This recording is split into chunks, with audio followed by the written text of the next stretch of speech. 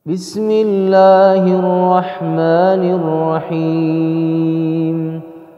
Assalamualaikum warahmatullahi wabarakatuh. Innal hamdalillah nahmaduhu wa nasta'inu wa nastaghfiruh wa na'udzu billahi min syururi anfusina wa min sayyiati a'malina may yahdihillahu fala mudhillalah wa may yudhlil fala hadiyalah. Asyhadu an la ilaha illallah wa asyhadu anna muhammadar rasulullah. Allahumma sholli wa sallim wa barik ala sayyidina Muhammadin wa ala alihi wa sahbihi ajmain. Ibu bapak masyaallah muslimin jamaah salat maghrib yang kami hormati dan yang dimuliakan Allah Subhanahu wa taala, marilah kita bersyukur pada Allah Subhanahu wa taala. Satu organ yang patut kita syukuri kita miliki adalah jari kaki. Bapak Ibu, ternyata kalau kita tidak punya jari kaki, kita mau berdiri itu sulit, kita mau berjalan itu sulit. Ternyata kita nggak bisa stabil, dan kita tidak bisa jinjit, kita tidak bisa mancal lurus kasinggian dan lain-lain. Dan jari kita lengkap ada 10, mungkin ada yang 9 tidak masalah, mungkin ada yang lebih 11 nggak masalah. Yang jelas otot-ototnya berada di tempat masing-masing dengan tertib dan tidak sakit. Kalau mereka bergeser sedikit saja sudah jadi masalah. Nah, oleh karena itu marilah kembali kita syukuri nikmat ini dengan ibadah dengan lebih maksimal pada Allah Subhanahu wa taala. Yang kedua, semoga sholawat dan salam senantiasa Allah limpahkan kepada baginda Rasul Muhammad sallallahu alaihi wasallam, dan semoga Allah limpahkan pula kepada keluarga beliau, juga sahabat beliau, para tabi'in, para alim ulama, dan semoga terlimpah ruah pula kepada kita sekalian yang hadir di kesempatan di malam hari ini. Ibu bapak yang kami hormati dan yang dimuliakan Allah Subhanahu wa taala, kemarin kita sudah membahas mengenai beberapa produk yang banyak ada di pasaran sekarang, seperti yang kita kenal ada tape. Kemarin kita melihat bagaimana cara membuat tape begitu. Bapak Ibu, kenapa tape ketan warna hijau? Karena diberi warna. Makanya kemarin kita usulkan bagaimana kalau kita membuat tape ketan tapi warnanya tidak hijau, tapi ada yang diberi warna biru, ungu, kuning, merah, toska, jambon, dan seterusnya. Jadi menarik barangkali. Nah, oleh karena itu monggo. Tetapi bagi kita yang paling penting adalah bagaimana status kehalalan tape. Bapak Ibu, beberapa kali kita sampaikan bahwa tape ketan, tape ketela itu kadar alkoholnya tinggi, ya. Bisa sampai 8,9%, bisa sampai 11% dan seterusnya. Namun demikian Bapak Ibu, ternyata tidak pernah ada orang makan tape padatannya kemudian mabuk. Tape itu ada bagian padatannya, ada bagian cairannya. Dan ternyata tidak pernah ada orang memakan padatan tape kemudian mabuk. Meskipun banyak, tidak pernah ada yang mabuk. Andikan gelibak itu keluarkan, begitu diiming-imingi lembaran merah 100.000 itu disaut. Nah, berarti betul mabuk. Yang namanya mabuk itu adalah tidak bisa mengendalikan akal pikiran, tidak bisa mengendalikan tangan, tidak bisa mengendalikan kaki. Bahkan ketika kita duduk pun, kita mau berdiri pun sulit sekali. Itu kalau kita mabuk. Kalau kita mabuk, kita akan melangkahkan kaki kita pun kita akan sangat sulit sekali. Ketika kita mabuk, naudzubillah min dzalik, kita memakai sandal jepit pun kita tidak bisa.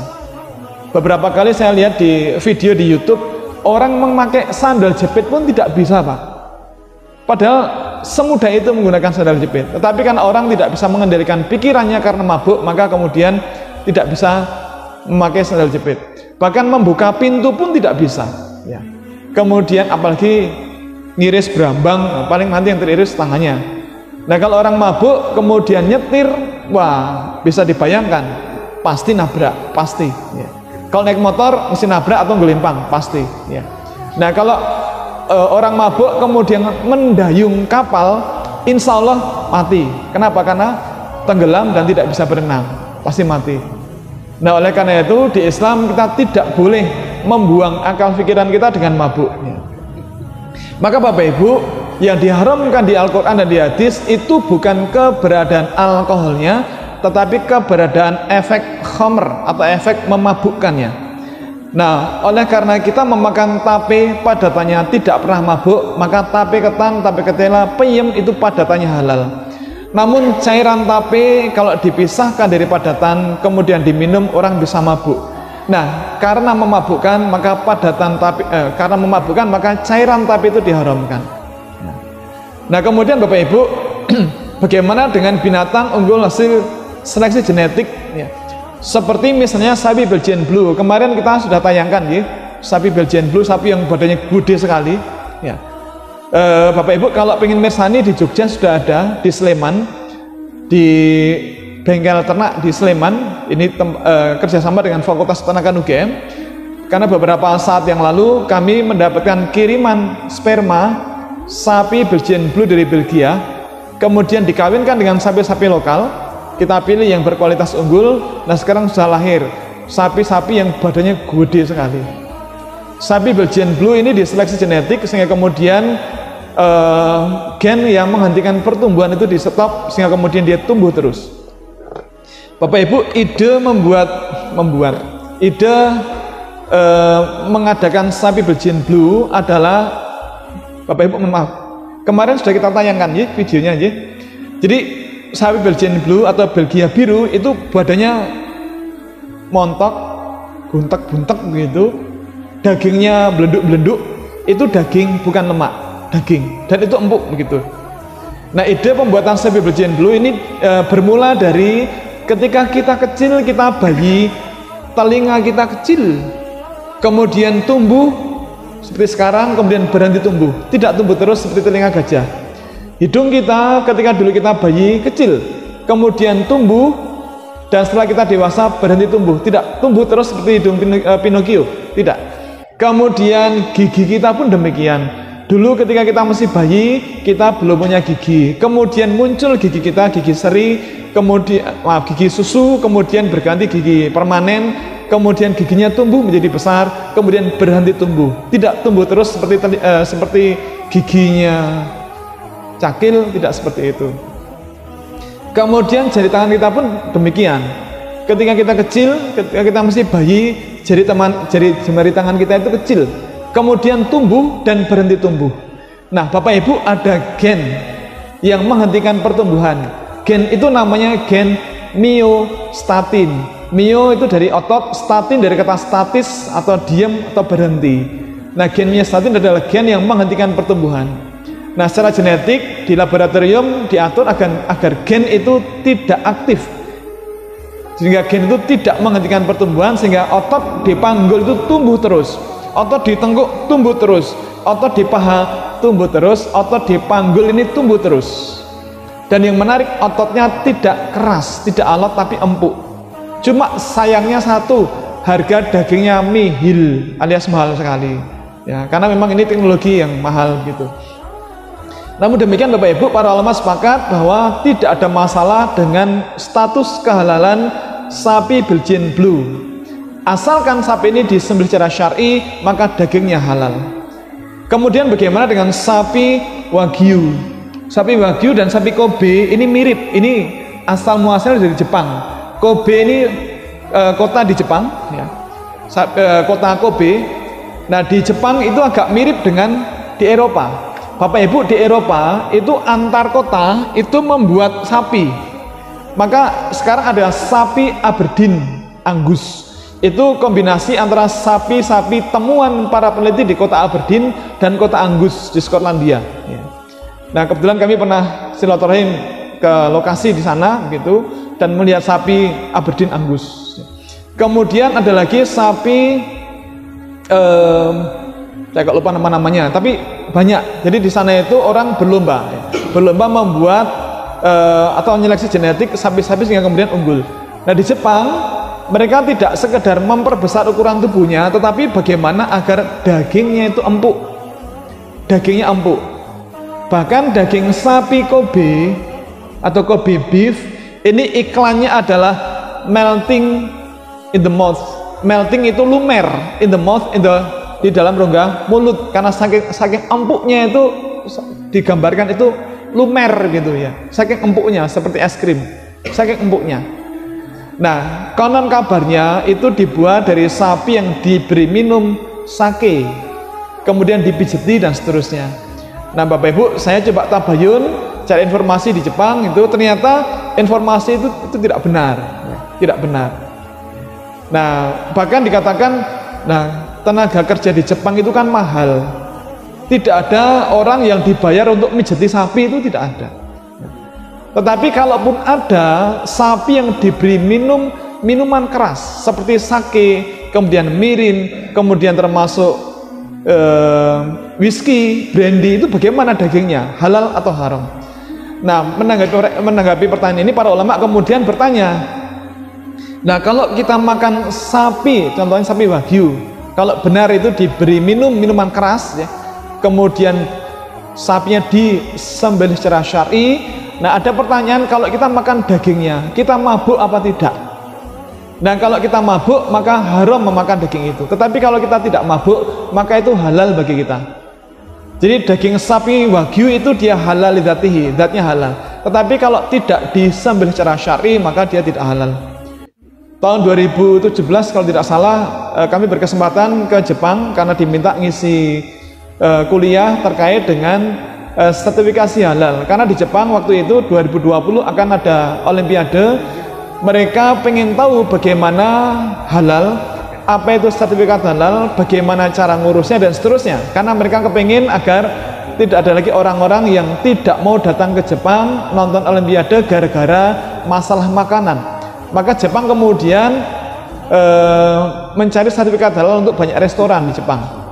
Nah, saat itu ya sempat kepikiran pengen makan daging sapi wagyu, tetapi kemudian kepikiran, lah disembelih secara syar'i apa tidak? Karena kalau tidak, maka tentunya dagingnya menjadi tidak halal. Istilahnya adalah haram li ghairihi. Bapak Ibu, daging sapi wagyu atau sapi wagyu itu halal lidzatihi. Tetapi kalau tidak disembelih secara syar'i, maka dia haram li ghairihi. Halal lidzatihi maknanya adalah dia zatnya itu halal. Tapi kalau haram li ghairihi itu kan artinya yang lainnya, sebab yang lainnya. Jadi kalau misalnya daging sapi wagyu yang berasal dari sapi wagyu yang tidak disembelih secara syar'i, maka dia haram, bukan dari zatnya yang haram, tetapi karena alasan yang lain, yaitu alasan karena tidak disembelih secara syar'i. Jadi daging sapi wagyu, daging sapi Kobe sama, mereka semuanya halal lidzatihi. Kalau disembelih secara syar'i, maka dia juga halal dikonsumsi. Kemudian ayam broiler, Bapak Ibu, masih ada juga orang yang tidak mau makan daging ayam broiler karena khawatir ayam broiler cepat besar karena disuntik hormon babi. Mohon maaf, informasi ayam broiler cepat besar karena disuntik hormon babi itu dusta, itu hoax, itu info dobos, info ngapusi, ya. Mohon maaf, saya dosen di Fakultas Peternakan UGM mengajar mata kuliah nutrisi ternak unggas. Sejak 1992 saya belajar di Fakultas Peternakan UGM sampai sekarang jadi dosen sudah 20 tahun, tidak pernah melihat yang namanya hormon pertumbuhan ayam, itu nggak pernah melihat. Nah, kalau pakai hormon, beli hormonnya di mana? Dan pasar Bantul napa wonten niku? Mboten wonten. Superindo mboten wonten. Indomaret tidak ada. Nah, kalau belinya online itu mahal. Bapak Ibu, maaf, ayam broiler dagingnya sekilo pinten saknika? 30 berapa? 34. 40. Pun mindak sakniki nggih. Wow, ngoten. Nah, itu kalau menggunakan, jadi pertumbuhannya menggunakan hormon babi, maka harganya per kilo bisa naik 4 sampai 5 kali lipat. Per kilo menjadi 150.000. Kersa bu jenengan mundut daging ayam per kilo 150.000? Gak mau. Bapak Ibu, maaf, contoh seperti nih, ayam Ros 308 dan Kop 500 ini pertumbuhannya memang cepat, dia diseleksi genetik sehingga kemudian di usia 70 hari bobot badan yang jantan itu 5,7 kg, yang betina 4,7 kg. Sedangkan ayam broiler, ayam kampung kita, ayam potong kita ini bobotnya di usia 1 bulan bobotnya hanya 2 kilo. Kalau ini 5,7 kilo. Dan itu tidak menggunakan hormon apapun. Nah, kalaupun ada sontian-sontian itu sontian vaksin. bukan vaksin COVID, tapi vaksin ND, vaksin Gumboro dan seterusnya. Tidak pernah ada hormon pertumbuhan disuntikkan di situ, tidak pernah ada. Nah, malah yang menarik dulu tahun 2010 itu pernah ada hoax. Ada ibu-ibu pakai jilbab panjang, pakai jubah panjang mengatakan jangan makan daging ayam broiler karena ayam broiler itu disuntik hormon babi.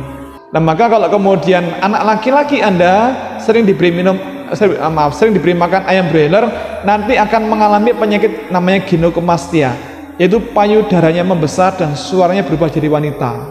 Ini kan menakutkan. Saya tuh heran kok ya ada orang pakai jilbab panjang kok ndobos itu kok ya ada. Nah, hari yang lain saya tertarik pengen mampir ke wall Facebook ibu tadi itu. Saya ingat namanya, saya kenal namanya, tidak perlu saya sebut nanti jadi gibah. Ya. Tapi kemudian yang menarik di hari yang lain ada pertanyaan di wall Facebook ibu tadi, ada ibu-ibu muda bertanya, ya Umu, ini kan anak saya itu punya anak laki-laki, saya kepengen anak laki-laki saya juga mengkonsumsi protein hewani dari daging. Nah, padahal daging yang paling murah, sumber protein hewani yang paling murah adalah dari daging ayam. Nah, ini bagaimana kalau tidak boleh makan daging ayam broiler, ini bagaimana? Nah, jawaban beliau menarik, jangan membeli atau menyuapi anak Anda dengan daging ayam broiler, karena nanti akan mengalami penyakit macam-macam itu. Nah, lalu bagaimana? Sebaiknya Anda membeli daging ayam syariah. Daging ayam syariah adalah daging ayam yang diberi makan habatus sauda dan madu, yang nyembelih pakai peci putih ini. Belinya bisa dari ustadz itu atau dari tempat saya. Ya Allah, ternyata orang jualan ayam dengan menggunakan hoax. Jadi Bapak Ibu, ayam broiler itu tidak pernah ada masalah dengan pertumbuhannya. Jangan takut dengan berita ndobos yang mengatakan dia disuntik hormon dan seterusnya. Nggak pernah ada itu. Kemudian nah ini Bapak Ibu, daging buatan sempat kemarin jadi viral di medsos. Di Singapura itu ada daging buatan ya. Daging buatan artinya daging ini tidak dihasilkan dari ayam atau kambing, domba, sapi yang disembelih, tidak, tetapi dibuat bukan dari hewan hidup, dibuat dari bahan-bahan yang lain gitu. Nah, ya saya katakan itu bukan daging, tapi makanan mirip daging, atau mungkin seperti apa ya, daging analog barangkali demikian, tetapi bukan daging. Karena definisi daging itu adalah pembuluh darah dan serabut otot yang terkonversi menjadi daging ketika seekor hewan itu disembelih. Maka otot dan pembuluh darahnya akan terkonversi menjadi daging. Nah, kalau tidak berasal dari hewan hidup, maka dia bukan daging, tetapi mirip daging. Nah, kalau mirip daging ya tidak boleh dikatakan sebagai daging. Maka Bapak Ibu, status halalnya sangat tergantung dengan bukan dari bagaimana dia disembelih, tapi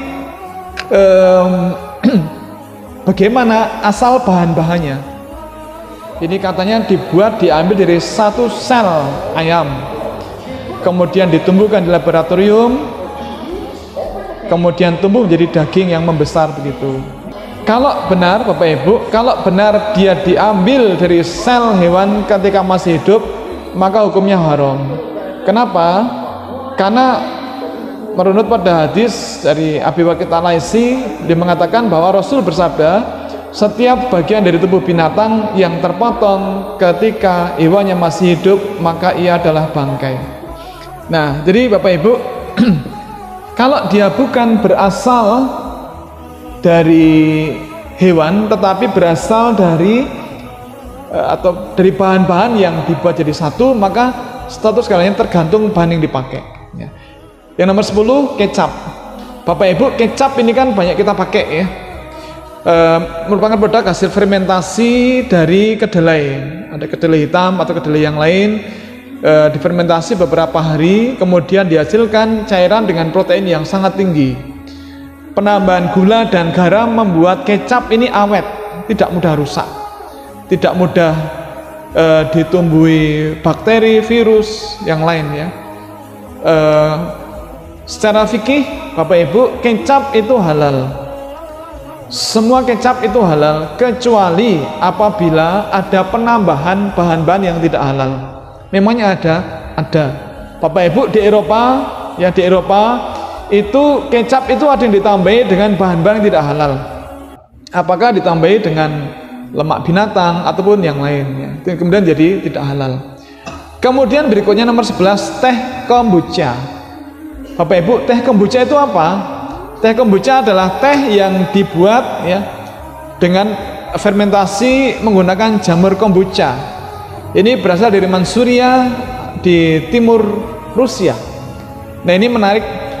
Teh kombucha ini banyak mengandung mikroba yang bermanfaat atau kita kenal dengan istilah probiotik.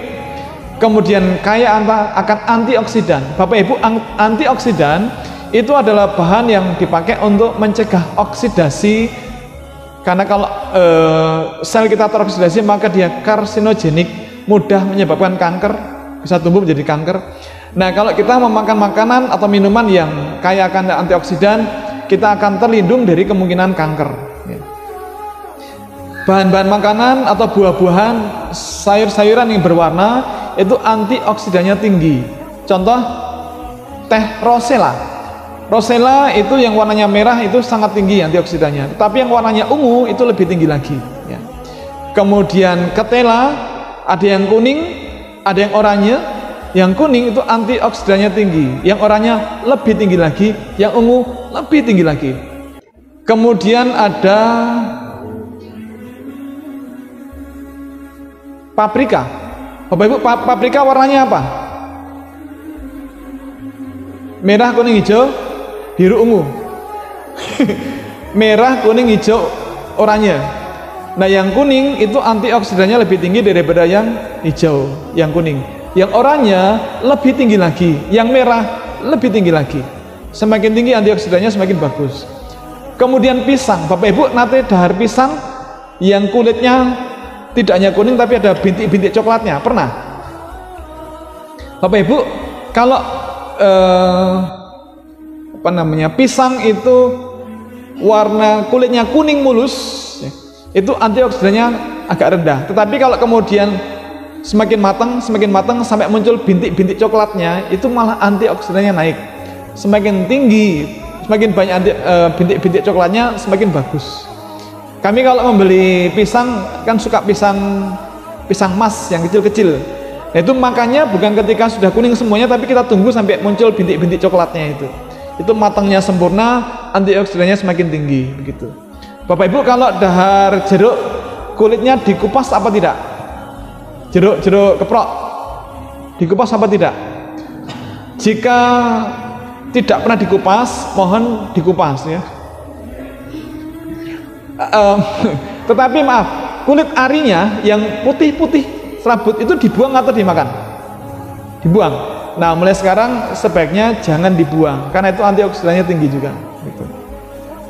Ya, barangkali yang selama ini biasa membuang, ya gak usah dibuang mulai sekarang. Bijinya dibuang. Tetapi dulu saya pernah ngajar adik-adik SMA, itu ada yang murid yang sangat hemat ya. Pak, kalau saya bijinya pun saya makan, silakan aja. Bapak Ibu, teh kombucha itu juga memiliki efek antibiotik alami. Tetapi teh kombucha ternyata mengandung alkohol bisa 0,5 sampai 3%. 0,5 sampai 3%. Ini bagaimana? Halal atau haram? Nah, ini para ulama sepakat bahwa ketika orang minum teh kombucha itu orangnya mabuk apa tidak? Ternyata tidak pernah ada orang mabuk ketika minum teh kombucha. Maka teh kombucha itu meskipun alkoholnya sampai 3% itu ternyata halal. Jangankan kombucha, tape yang kadar alkoholnya 11% asal tidak memabukkan maka hukumnya adalah halal. Bapak Ibu, nate mireng sauerkraut. Ini makanan apa ini? Makanan aneh, sauerkraut. Ini bahasa Jerman ya. Sour. Kalau bahasa Inggris sour. Bahasa kita kecut. Nah, ini acar. Bahasa kita acar tapi acar kobis. Acar kobis. Di Eropa ini populer. Di Jerman populer. Acar kobis. Bapak Ibu, bagaimana hukum mengkonsumsi sauerkraut? Nah, Bapak Ibu, acar kubis ini hukumnya sama dengan yang lain ya. Kalau kita konsumsi, kita mabuk apa tidak? Nah, kalau tidak, nggak ada masalah. Ya. Di sauerkraut ini acar kubis atau kubis asam atau kubis fermentasi ini dibuat dengan fermentasi bakteri asam laktat atau bal, bisa Leuconostoc, bisa Lactobacillus atau Pediococcus. Ya. Di hasil akhir mengandung sedikit alkohol. Namun karena dikonsumsi tidak memabukkan, maka hukumnya adalah halal gitu. Jadi karena tidak memabukkan, maka hukumnya adalah halal. Kemudian nata de coco ya hukumnya halal, gak ada masalah ya. Gak ada masalah. Meskipun fermentasi ini menggunakan Acetobacter pseudomonas, kemudian dihasilkan produk seperti daging yang agak alot-alot empuk gitu ya. Nata de coco ini hukumnya halal ya. Kemudian tepache, Bapak Ibu perso tepache. Tepache ini apa? Ini bukan buah pace, bukan. Tepache ini minuman fermentasi khas dari Meksiko, dibuat dari kulit dan daging buah nanas ya, daging buah nanas yang manis dengan yang dimaniskan dengan gula piloncillo, kemudian diasamkan, kemudian fermentasi menghasilkan minuman yang kecut-kecut, sengir-sengir gitu ya, sengir-sengir kecut, itu alkoholnya 1-3,2%. Nah, Bapak Ibu, ya ulama sepakat meskipun ada alkoholnya, tetapi karena tidak memabukkan maka hukumnya halal.